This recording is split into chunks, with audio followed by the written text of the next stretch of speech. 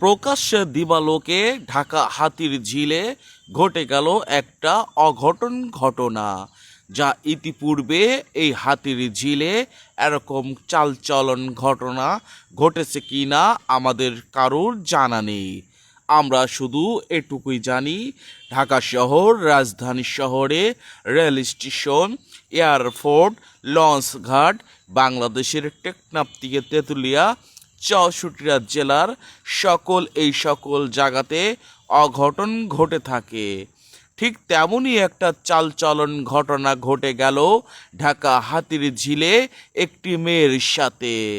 মেয়েটি দেখা যাচ্ছে ফোনে কথা বলছে, হয়তোবা তার প্রেমিক কিংবা বয়ফ্রেন্ডের সাথে।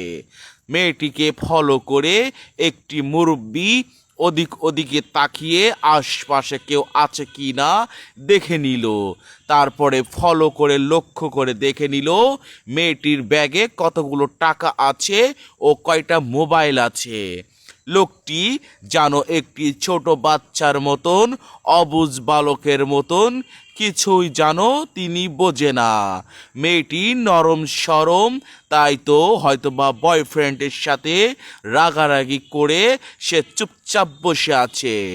ইতিপূর্বে দেখা যাচ্ছে হাতির ঝিলে সেই মুরব্বিটা মলম পাটি পকেট থেকে একটা টিস্যু বের করে কি জানো সেই টিস্যুর পরে ঢেলে দেওয়ার পরে যে মেয়েটি বসে আছে তাকে টার্গেট করে ওদিকে ভালো মানুষ সাজার চেষ্টা করছে।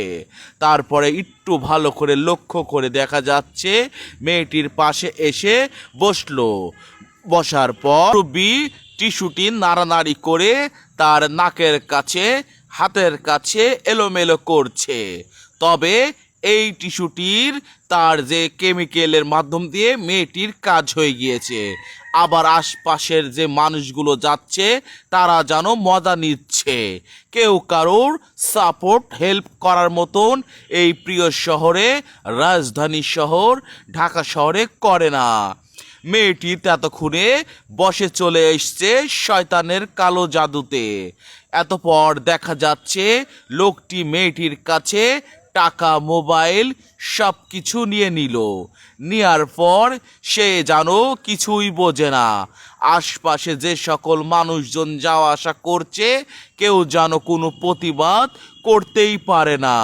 লোকটি মেয়েটির মোবাইলটি নিয়ে পকেটে ভরলো, আবার দেখছে দুইটা ফোন হয়ে গেল তার কাছ থেকে।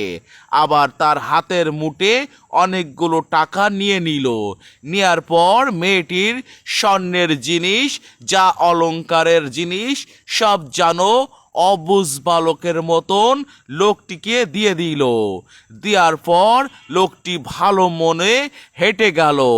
ঠিক এমনই চালচলন ঘটনা প্রতিনিয়ত ঘটে চলছে। অপরিচিত কেউ কিছু দিলে খাবেন না, পাশে বসবেন না।